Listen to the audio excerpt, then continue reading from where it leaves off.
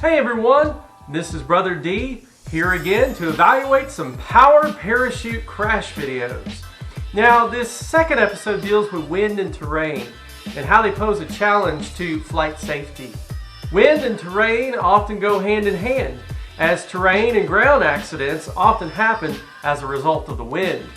For example, turbulence coming over buildings and other obstacles can produce rotors and downdrafts on the downwind side, forcing a powered parachute into the ground.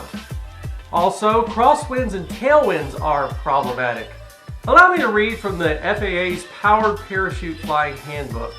It states that, quote, crosswind takeoffs in a powered parachute are dangerous and should be avoided, as this exposes the powered parachute to a rollover. It also states that a gust of wind from behind can cause the wing to move ahead of the cart, decreasing the angle of attack and also causing the cart to descend. And at low altitudes, such a gust could drive the powered parachute straight into the ground. Some of the hazards that I just mentioned should give you an idea of what we're about to see. So let's go ahead and get started with our first video. Our first video is posted by a user named Pedro Ledesma, and it's called Powered Parachute Crash, I'm Okay. So something is causing the chute to be locked out. Perhaps he's pushing on the steering bars, or maybe the steering lines are just rigged incorrectly. Notice when he lifts off, the chute is pulling to the left. And instead of correcting with the right steering bar, he lets the machine just go on and take him where it wants to go. If you watch the full video posted in the link below, you'll notice that the guy gets out of the powered parachute and he walks off, and when he does, no one even bothers to ask him if he's okay. In fact, they're more concerned about whether or not their machine's okay and how they're going to get it out of the trees.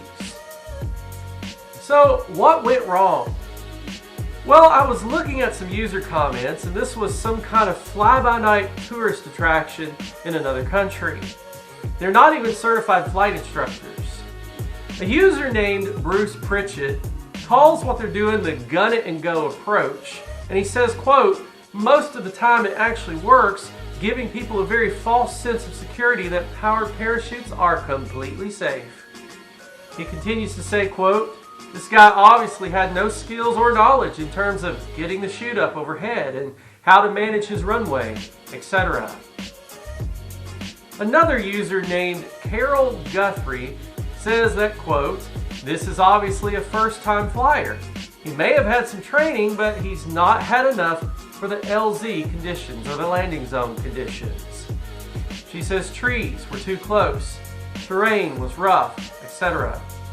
Carol also states, you can see from the video that he had a small crosswind. A right to left crosswind would explain why the chute was being pulled to the left and took him into the trees.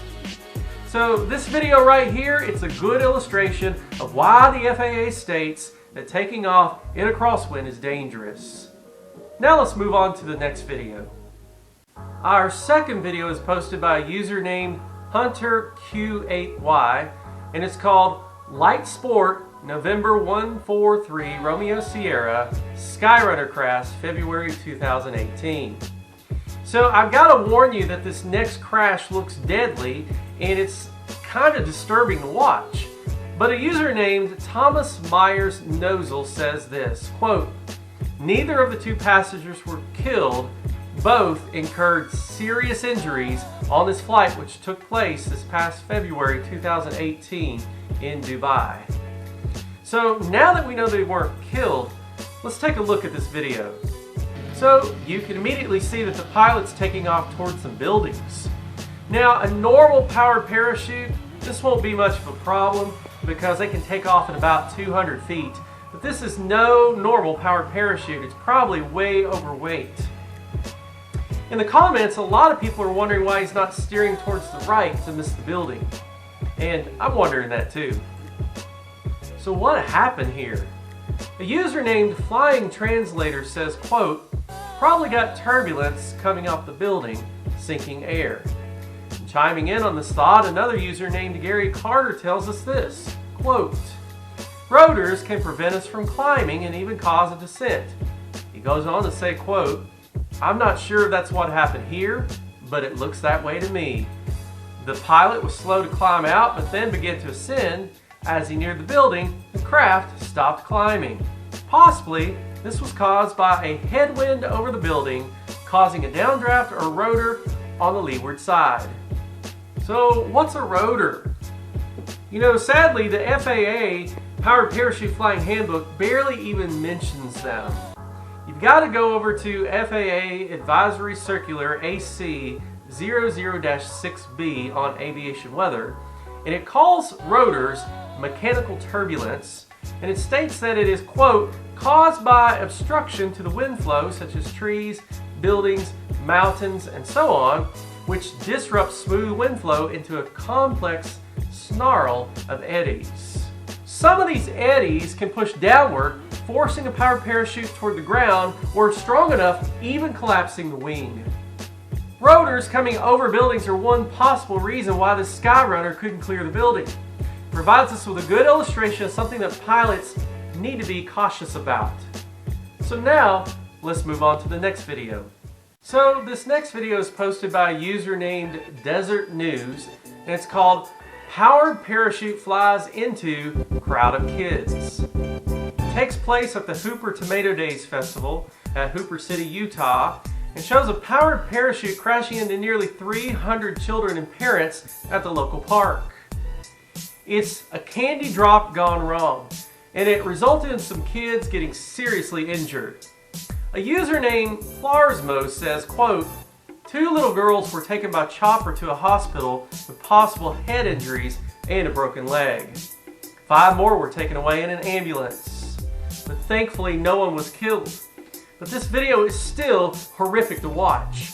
So as this guy is coming in, I want you to notice that he's getting rocked around by the wind, not to mention that he barely misses a power line.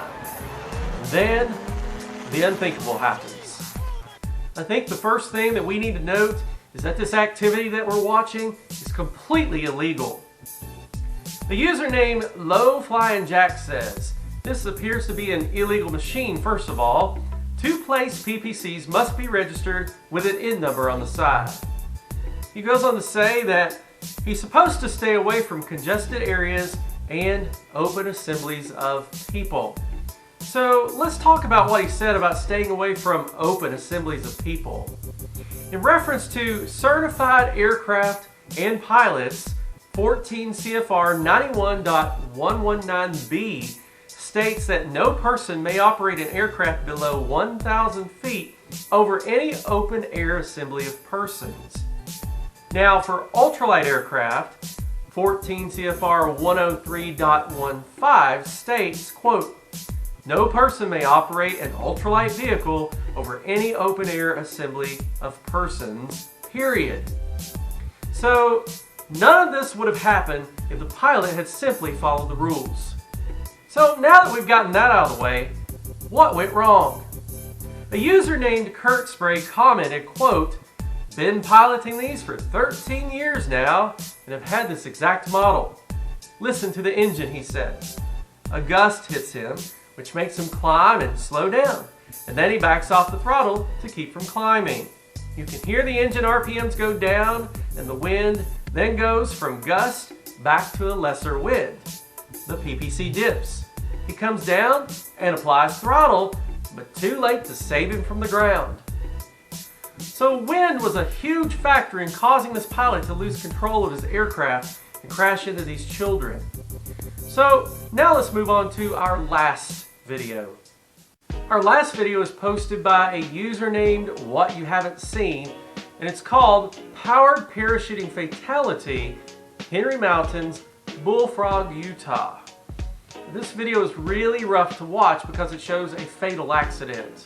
I've actually cut out the site of the accident as it's pretty disturbing, but you can watch the full video in the link that I've posted in the description below. So as you watch this video, you're going to see that the pilot, he crosses over the edge of a ravine, and as he does so, it looks like the wing kind of swings backward a little bit. The powered parachute rises before spiraling below the edge and impacting the ground. It is absolutely terrible that the guy who's filming laughs as his pilot plunges into the ravine. So what went wrong? As I noted, the powered parachute looks like it started rising as it went over the edge. This seems indicative of an updraft. Then, as the updraft stopped, he lost lift, and thus he lost control. A user named Michael Gilbert says, quote, "Perhaps air currents over the ledge contributed to the accident." Now, there are some who argue that this is not what happened. A user named Big Dirt says, quote, "Nothing to do with updrafts. The idea was to fly over the edge and do a descending right spiral into the valley. The turn was initiated too soon, and the radius of the turn led to impact with the valley wall." Another user named Andy Owens states, quote, "It's flying level, then the right foot goes forward and the turn initiates. I can't see how that's a response to an updraft." He says the wing never stalls, it's fully inflated. Looks like a misjudged turn and CFIT. Now, in case you didn't know, CFIT stands for Controlled Flight into Terrain. So who knows what happened? The FAA report doesn't go into much detail. But I'm going to use this video as an illustration of how wind blowing over the terrain or over the edge of the ravine resulted in an accident. So what's our takeaway from these videos? Well, if you want to reduce your chances of having an accident caused by wind and terrain, do not take off in a strong crosswind, first of all. The FAA says a light crosswind is okay, but even then, caution should be taken. Also, do not fly in gusty conditions. Do not fly on the downwind side of a hill or obstacle that might produce rotors. The winds aloft and wind blowing over terrain and obstacles can result in an accident. Besides the wind, we learned some other things from these videos, such as do not fly without the proper training, do not take off or land close to trees, on rough terrain, or at a landing zone that's way too short. Also, do not fly really low over a crowd of people, and do not fly too close to terrain.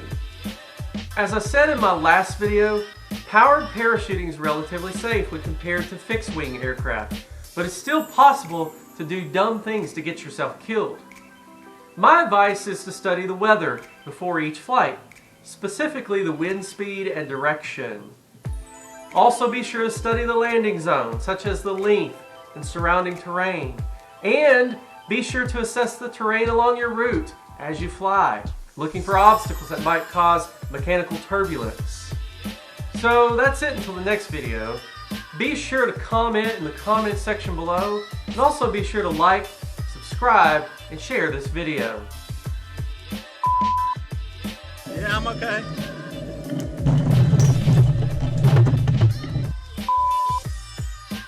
Seems alright. Let's go get a ladder, huh, Pedro? Yeah. Or some chainsaw.